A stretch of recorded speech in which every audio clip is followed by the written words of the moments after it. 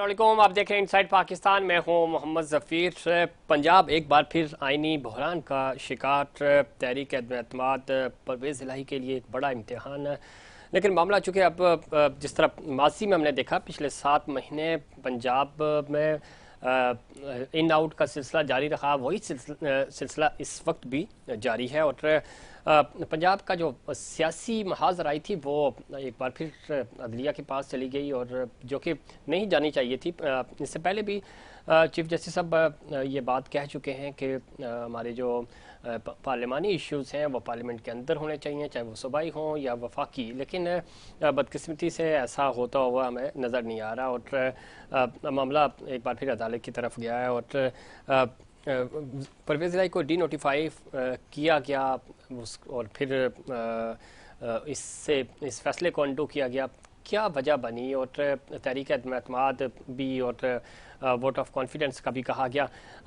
एक तरफ पाकिस्तान तहरीक इंसाफ असम्बलियाँ तहलील करने का सोच रही थी, और असम्बलियाँ तहलील होने के बजाय अब गारंटी दी गई है कि असम्बलियाँ तहलील नहीं होंगी। ज़ाहिर है एक ज़मानत दी है परवेज़ इलाही साहब ने।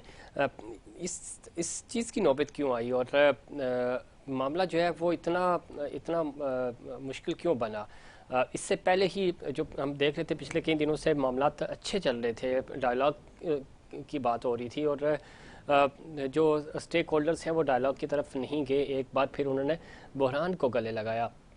क्या वजह है कि पॉलिटिकली बार बार कहा जा रहा था कि इस्टेब्लिशमेंट जो है अपना इनपुट दे, उन्होंने कहा जी हम एपॉलिटिकल हो गए हैं। और अब ख़बरें ये आ रही हैं कि जो नई इस्टेब्लिशमेंट है, इमरान खान साहब की ही स्टेटमेंट आई है कि वो कह रहे हैं कि जल्द इलेक्शंस कराने जा रहे हैं, अप्रैल का कहा जा रहा है। और दूसरी तरफ ये खबरें भी हैं कि शायद इलेक्शन जो है वो मज़ीद डिले हों, और एक करारदाद के ज़रिए हो सकता है ये असम्बली जो है वो मज़ीद 1 साल के लिए, चूँकि माशी इमरजेंसी हालात इस तरह के नहीं हैं, तो कंटिन्यू करें। इलेक्शन होते हुए नज़र नहीं आ रहे। दूसरी तरफ खान साहब उम्मीद दिला रहे हैं कि जो नई इस्टेब्लिशमेंट है उनको इशारे मिल रहे हैं, ये राब्ते में है कि इलेक्शन जो हैं वो अप्रैल में या मार्च में होने जा रहे हैं। क्या सूरत हाल है, क्यों इस तरह की चीज़ें जो हैं वो कंट्रोवर्शियल हो रही हैं, और ख़ास तौर पे ज़रा सबसे बड़ा जो सूबा है हमारा पंजाब, वो मुतासिर हो रहा है, और पिछले कई महीनों से हो रहा है, और उसका इम्पैक्ट जो है वो ज़रा पूरे पाकिस्तान पे पड़ रहा है, पूरे पाकिस्तान की सियासत पे भी पड़ रहा है। वज़ीर आज़म कहते हैं कि इमरान खान ने तोहफे बेचकर दोस्त ममालिक की मोहब्बत का जनाजा निकाला, और इस पे जो उनकी आज स्टेटमेंट थी, उन्होंने वो खिताब कर रहे थे, उन्होंने कहा कि हमें आइडिया नहीं था कि इस तरह की के हालात होंगे, और इतनी मुश्किल सूरत हाल में और मुल्क को एक तबाही की तरफ धकेला इमरान खान साहब के फ़ैसलों ने। साद रफ़ी साहब ने कहा इमरान खान एक बार फिर तख्त पर बैठने के लिए इस्टेब्लिशमेंट से मिन्नतें कर रहे हैं। और एक जो चीज़ बड़ी कॉमन है वो ज़ाहिर खान साहब ये मुतालबा करते हुए नज़र आ रहे हैं। कभी वो कहते थे न्यूट्रल हो जाएं, कभी कहते हैं न्यूट्रल क्यों हुए, अब वो कह रहे हैं कि न्यूट्रल ना रहें। और दूसरी तरफ फवाद चौधरी साहब भी ये कह रहे हैं कि 11 जनवरी से पहले एतमाद का वोट भी है, मार्च और अप्रैल के इंतखाबात के महीने हैं। दावे किए जा रहे हैं नए साल में क्या होगा ये वक्त ही बताएगा। इससे पहले भी बड़े दावे किए गए। 25 मई 2022 जब लॉन्ग मार्च का खात्मा हुआ तो ये कह रहे थे कि अगले 24 घंटे बड़े इंपॉर्टेंट है, ये हुकूमत घर जा रही है, लेकिन 7-8 महीने गुजार लिए हैं। तो अभी भी हालात को इस तरह के लग नहीं रहे कि हुकूमत को कोई ख़तरा है। महंगाई बड़ा चैलेंज है, बहुत सारे इश्यूज़ हैं, चैलेंजेस बहुत ज़्यादा हैं, लेकिन हुकूमत के घर जाने का कोई रास्ता हमें बज़ाहिर नज़र नहीं आ रहा। मुद्दत भी पूरी कर लेंगे, और मुद्दत पूरी क्या उससे बाद भी हो सकता है ये असम्बली भी एक्सटेंशन ले। इन तमाम इशूज़ पे बात करेंगे। हमारे साथ पैनल पर मौजूद है जनाब सदीकुल फारूक साहब, सीनियर सियासतदान, सीनियर रहनुमा मुस्लिम लीग नून। सदीकुल फारूक साहब खुश आमदीद कहते हैं आपको प्रोग्राम में। बड़ी नवाजिश। आशा इकबाल साहिबा हमें थोड़ी देर में ज्वाइन करेंगी पाकिस्तान तहरीक इंसाफ से, और ताहिर हसन हमें ज्वाइन करेंगे, सीनियर सहाफ़ी, तजियाकार और कराची प्रेस क्लब के साबिक सदर।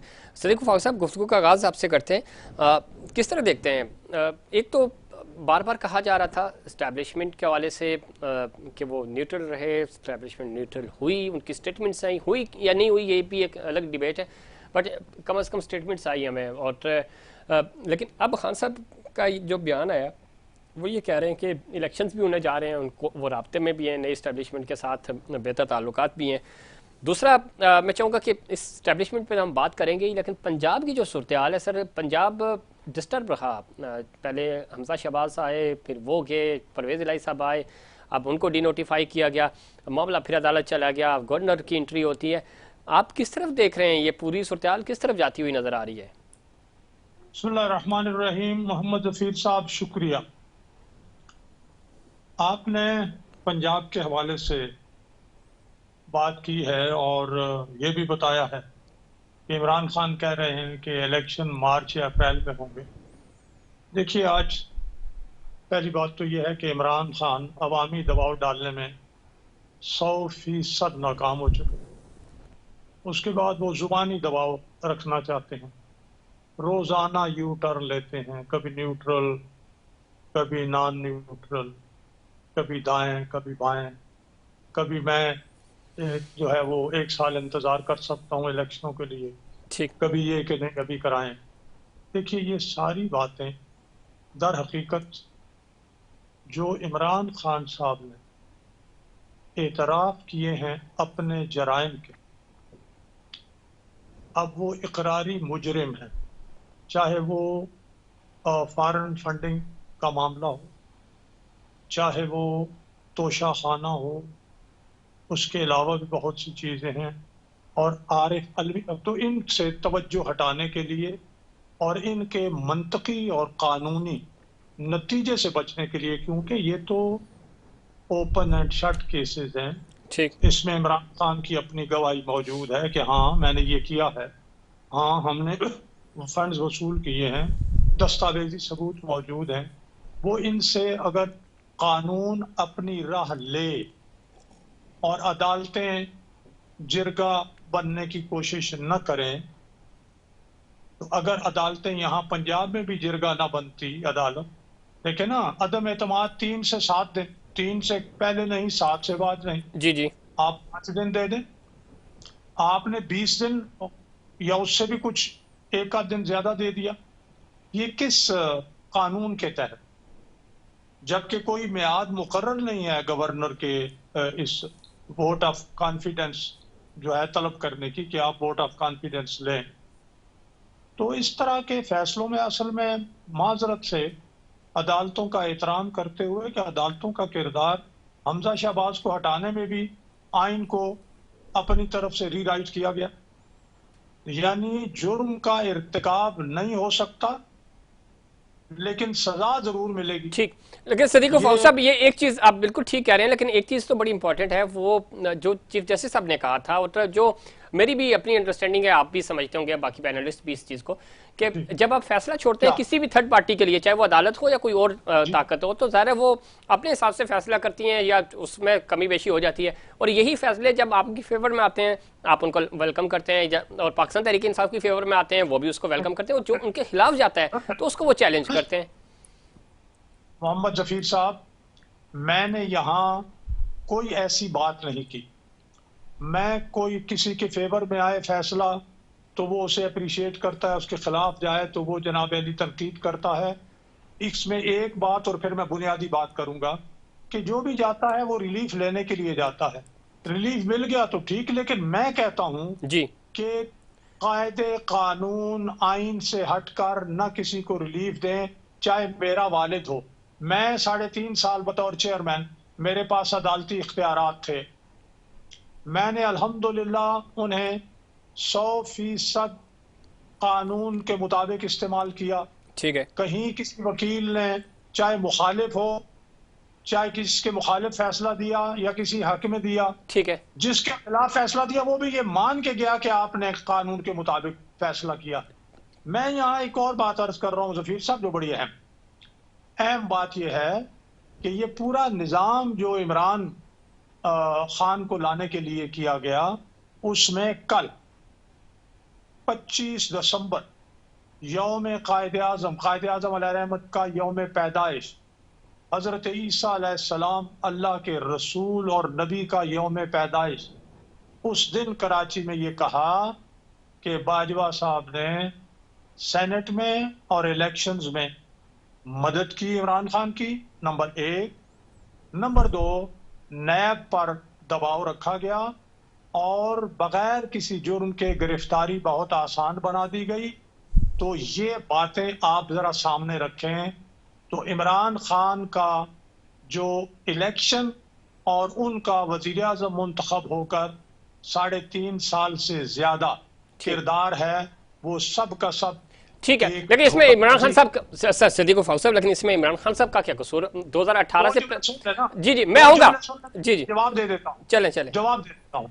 वो ये है कि मैंडेट मुस्लिम लीग नून का चुराया गया, कुछ और पार्टियों का मैंडेट चुराया गया, ये आइन की खिलाफ वर्जी की गई। ठीक, बाजवा साहब का आप कहते हैं कसूर नहीं है, लेकिन इमरान खान को तो पता है ना कि क्या, मुझे ये मालूम है कि इमरान खान ने मुबैना तौर पर इंतखाबात से 3 दिन पहले फोन किया कि अगर मुझे मेजॉरिटी ना दिलाई गई तो मैं हल्फ नहीं उठाऊंगा ठीक वज़ीर है। आज़म। लेकिन सदीक फारूक साहब, आप ठीक कह रहे होंगे, जरा आपकी इंफॉर्मेशन अपनी जगह, लेकिन नहीं, मैं तो अलवी साहब की बुनियाद पे कह रहा हूं। जी ठीक है, आधा मिनट और दे दे मुझे। मैं सदर मुमलिकत, ठीक, जो मुतल्ला अफवाज के सुप्रीम कमांडर हैं जी जी, और जो कौमी वहदत की अलामत है, मैं उनकी इस गवाही की बुनियाद पर कह रहा हूं।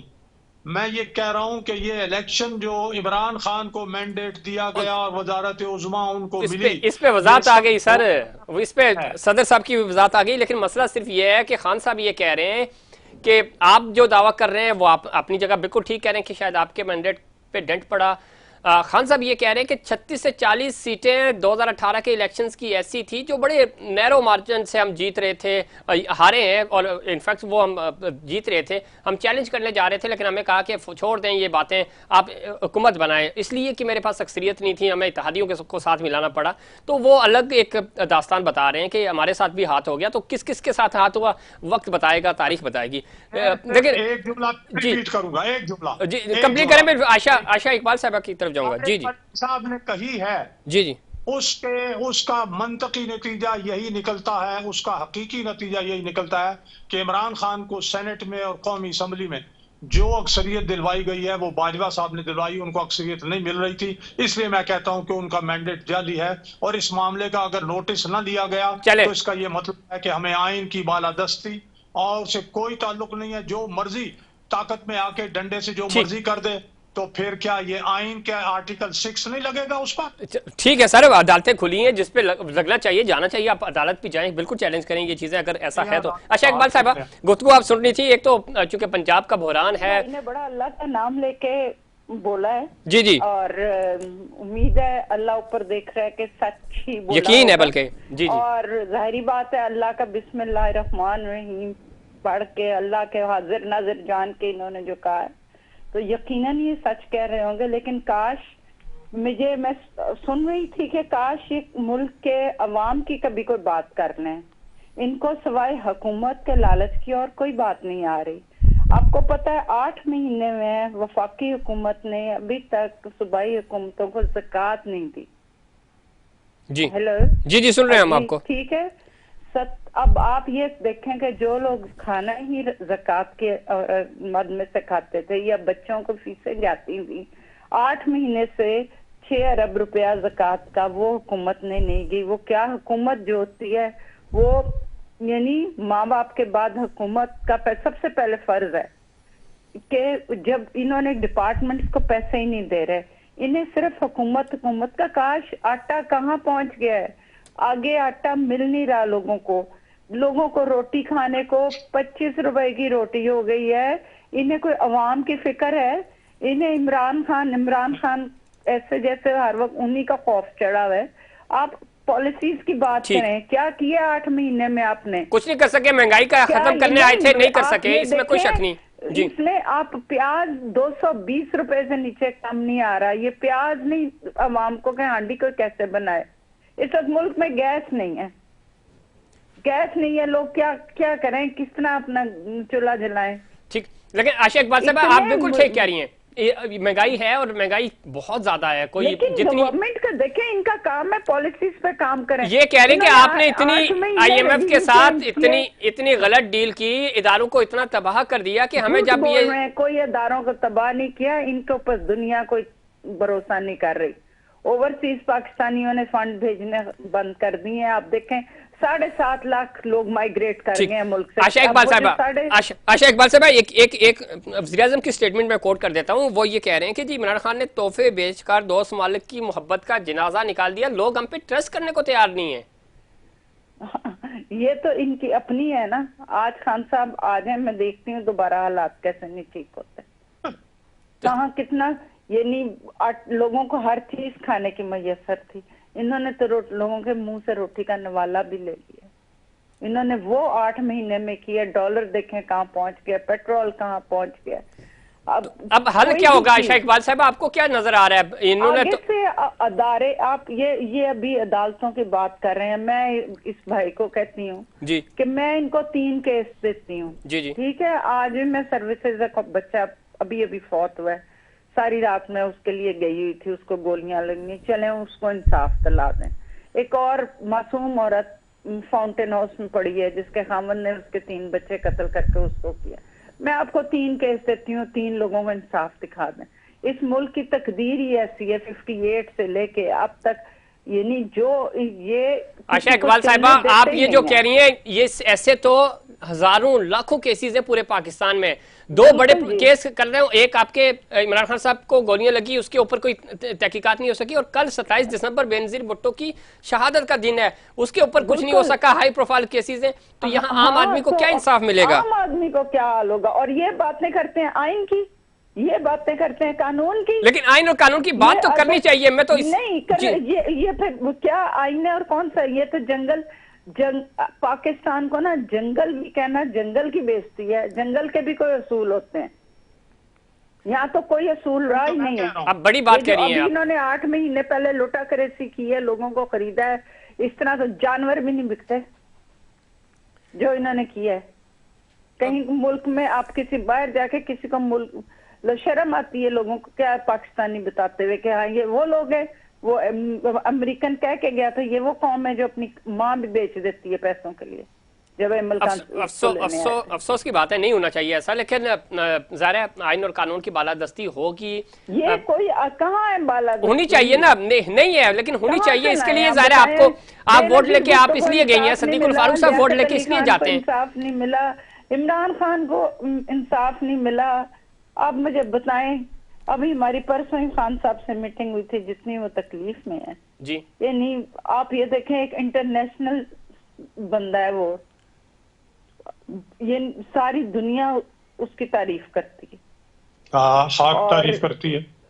हाँ, सारी दुनिया तारीफ करती है। अभी आप, मेरा बेटा 2 दिन हुआ है बाहर से आया है, तो वही कहता है जहाज में कोई गोरा मिला है, कोई है, एवरीबडी नोज इमरान खान।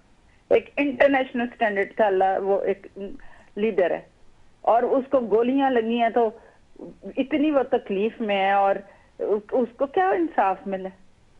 बिल्कुल ठीक कह रही है, लेकिन इंसाफ को कौन सा इंसाफ मिल गया? इंसाफ मिलना चाहिए। हमारा भी ये बुनियादी कहाँ से मिलेगा? लेकिन कैसे मिलेगा? आशा इकबाल साहब, मैं यही कह रहा हूँ, आप ज़ाहिर असेंबलियों में जाते हैं, जीत कर रहे हैं, आप लोगों ने ये सेट करना है, आप लोगों ने ही इदारों को मजबूत बनाना है, तो कैसे बनेगा? सवाल तो ये है ना। It's a very big question, क्योंकि यहाँ जो बैठे हुए हैं बड़े बड़े मगरमच्छ, और वो कुछ होने देंगे तो कुछ होगा। उनके सारे बच्चे बाहर, उनकी सारी प्रॉपर्टीज बाहर, उन्हें क्या फर्क पड़ जाता है? बिल्कुल ऐसा ही, लेकिन आम आवाम बेचारे इसमें सफर कर रहे हैं। सफर तो करेगा मेरे जैसा, आपके जैसा आम बंदा। बिल्कुल ऐसा ही है, बिल्कुल ऐसे ही, लेकिन ये क्या इन्हें इस छींक सिस्टम को है? आप ये देखें जी, जी जी, आप सोचे, मैं अभी शाम को सोच रही थी, कल मैं गई हुई थी उस बच्चे को अस्पताल दाखिल कराने, तो मैं आज सोच रही मुझे कुछ हो तो मैं कौन सा अस्पताल होगा यार जहाँ जाऊंगी, और ये इन्हें छींक आती है तो ये बाहर चले जाते हैं। बिल्कुल ठीक कह रही हैं, लेकिन ये बदकिस्मती आलमी है हमारा, और इसको सही करने की जरूरत है। बिल्कुल आशा इकबाल साहब लाइन पर रहिए। मैं जरा ताहिर हसन साहब गुफ्तगू आप सुन रहे थे, खासतौर पर पंजाब की जो सूरत हाल है, फिर न सिर्फ पंजाब बल्कि इस वक्त पूरे पाकिस्तान में महंगाई कंट्रोल नहीं हो रही, जो जिसकी तरफ आयशा इकबाल साहिबा भी इशारा कर रही थी। सदीकुल फारूक साहब जो बात कर रहे हैं कानून की बालादस्ती हमें नज़र नहीं आ रही है, बिल्कुल होनी चाहिए। आप जो तीनों पैनलिस्ट हैं मुत्तफिक हैं इस बात से, हम भी यही कहते हैं, लेकिन वो एग्जीक्यूशन नज़र नहीं आ रही। हाई प्रोफाइल केसेस भी लावारिस पड़े रहे, नहीं हुआ उसके ऊपर एग्जीक्यूशन। और छोटे मोटे केसेस तो आप खुद ज़ाहिर कवर करते हैं, देखते हैं, आपके पास चीज़ें आती हैं। तो कैसे ये मुल्क आगे चलेगा? और बुरहान पे बुरहान आ रहा है, और आईनी बुरहान है, कोई छोटे बुरहान नहीं है। ताहिर साहब। जी देखिए, मैं दोनों आपके पैनलिस्ट की बात सुनी और जाहिर है कि वो अपने अपनी पार्टी का पॉइंट ऑफ व्यू जो है बड़े जोर शोर से पेश कर रहे थे। इसमें से किसी ने भी जो है वो आवाम का पॉइंट ऑफ व्यू नहीं देखा है। मुल्क की इकोनॉमी जो है जब तक ठीक नहीं होगी, ना इंसाफ मिलेगा, ना हालात ठीक होंगे।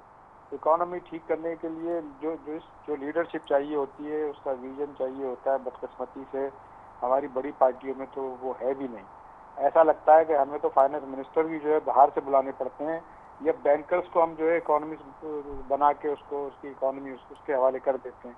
हमें तो बहुत ही मुश्किल सूरत हाल में है हम। और ये मेरा ख्याल ये कि हमारी सियासी जमातें इसको रियलाइज करने के बजाय, अपने हाउस को ऑर्डर में लाने के बजाय, ये एक बड़ा मैच खेल रही है पब्लिक में कि तुम चोर, और काम की बात कोई नहीं कर रहा है। ना कोई अपने आप को ठीक कर रहा है, ना अपनी पार्टी को ठीक कर रहा है, ना अपने हालात को देख रहा है, सिवाय इसके कि गालम गलोच का एक मैच है जो पूरे पाकिस्तान में हाइप क्रिएट किए हुए है। इन्वेस्टर पैसे लेके बैठा हुआ है कि हालात ठीक हो तो वो इन्वेस्ट करे, लेकिन इनकी जो टीवी चैनल्स पे और मीडिया में जो इन्होंने माहौल को फैलाया हुआ है या गरमाया हुआ है, वो एक बहुत बड़ा नुकसान हो रहा है इस मुल्क का। ना इनको समझ आ रही है, और अगर समझ आ भी रही है और ये जानबूझ के कर रहे हैं तो ये क्राइम कर रहे हैं। मेरा ख्याल तो ये है कि इनको थोड़ा सा भी इस मुल्क पर रहम कर देना चाहिए कुछ अरसे के लिए। तारिक हसन साहब, आप पॉलिटिकल तमाम ही लीडरशिप जो भी पार्टीज है सबके साथ ज़रा राब्ते में भी रहते हैं, खबरें भी होती हैं आपके पास, तो आप हम समझ सकते हैं तो क्या उनके जो थिंक टैंक्स हैं, पॉलिसी मेकर्स हैं, और खुद ज़ाहिर है तकरीबन 13 जमातें हुकूमत में हैं, और बाकी जो दो पाकिस्तान तहरीक इंसाफ, क्यू लीग और दीगर जमातों की जब हम बात करते हैं तो वो ज़ाहिर दो सूबों में और केपी और जीबी और कश्मीर में हुकूमत में है। तो तकरीबन पूरी ही पॉलिटिकल पार्टीज जो हैं वो हुकूमत में बैठी हुई हैं किसी न किसी शेप में। तो उनको नहीं नज़र आ रहा कि क्या हो रहा है और मुल्क किधर जा रहा है?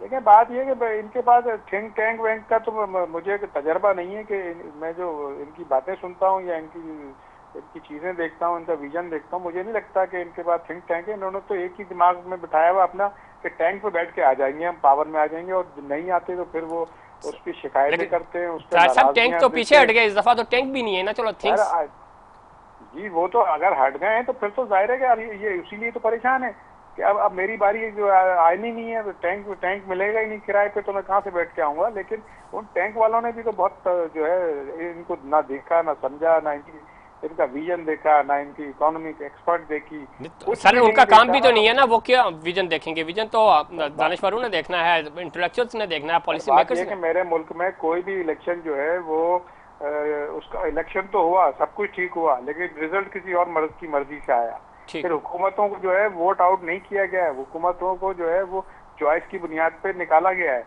तो ये भी सारी साहब, लेकिन अभी जो अदलिया का मामला आता है, बार बार चीज़ें अभी भी तो टिल्डी हो रही हैं, हमें नज़र आ रही हैं। उसमें जो फैसले हो रहे हैं, जिस तरह के फैसले आ रहे हैं, जिस तरह का माहौल बन रहा है, तो अगले आने वाले दिन तो कोई इतने अच्छे की उम्मीद तो नहीं नज़र आ रही बाज़ाहिर। देखिए, अदलिया के मामले पे तो मैं नहीं बोलूँगा, इसलिए कि वो तो सारी दुनिया को नज़र आ रहा है कि क्या हो रहा है, क्या नहीं हो रहा, वो लोग सब समझ रहे हैं, देख रहे हैं। और जाहिर है कि ये दोनों पार्टियों के लीडरान भी यही अभी शिकायत कर रहे थे, इंसाफ इंसाफ इंसाफ। तो मेरा ख्याल है इनको इंसाफ का ही तो मसला है। लेकिन दूसरी बात यह है कि असल चीज़ हमारी मुल्क की इकोनॉमी शटर्ड कर गई है, बहुत मुश्किल सूरत हाल है, और इस मुश्किल सूरत हाल में कौम को सही रास्ता दिखाने के बजाय ये अभी तक वनडे और 2020 खेलने में लगे हुए हैं। बहुत बदकिस्मती है इस मुल्क की, मेरे अवाम की। वो कोई इस वक्त इलेक्शन की बात नहीं कर रहा, अवाम को इलेक्शन चाहिए ही नहीं। अवाम से तो पूछ ही नहीं रहा कोई कि इलेक्शन चाहिए या रोटी चाहिए। अवाम को रिलीफ चाहिए, रोटी चाहिए, बिल्कुल ठीक है। लेकिन तार साहब, इसमें भी कोई शक नहीं कि अवाम 75 साल हो गए हैं तो अवाम को रोटी के पीछे ही लगाया हुआ है। दुनिया कहाँ पहुँच गई और हम रोटी, कपड़ा, मकान और सेहत, तालीम, बुनियादी चीज़ों से ही महरूम है और ये पूरे पूरे बड़े बड़े शहर जो हैं वो महरूम है, गांव देहातों की तो बात ही छोड़ दें आप। लेकिन ये एक है इस वक्त सियासी दंगल तो अपनी जगह, लेकिन जो माशी दलदल है उससे निकलना बहुत बड़ा चैलेंज है। और तीनों पैनलिस्ट इस बात पे तो मुत्तफिक हैं कि रिलीफ नहीं मिल रहा है, लेकिन रिलीफ क्यों नहीं मिल रहा और उसमें रुकावटें क्या हैं उस पर शायद हम बात करते हुए कतराते हैं। और जो बैरियर्स हमारे सामने खड़े होते हैं शायद उनको भी हम डिस्कस नहीं करना चाहते, उनको डिस्कस करना होगा और उन पर बात करनी होगी, तो ही मसला हल होगा। इस पर मजीद बात करेंगे, लेकिन उससे पहले कमर्शियल ब्रेक।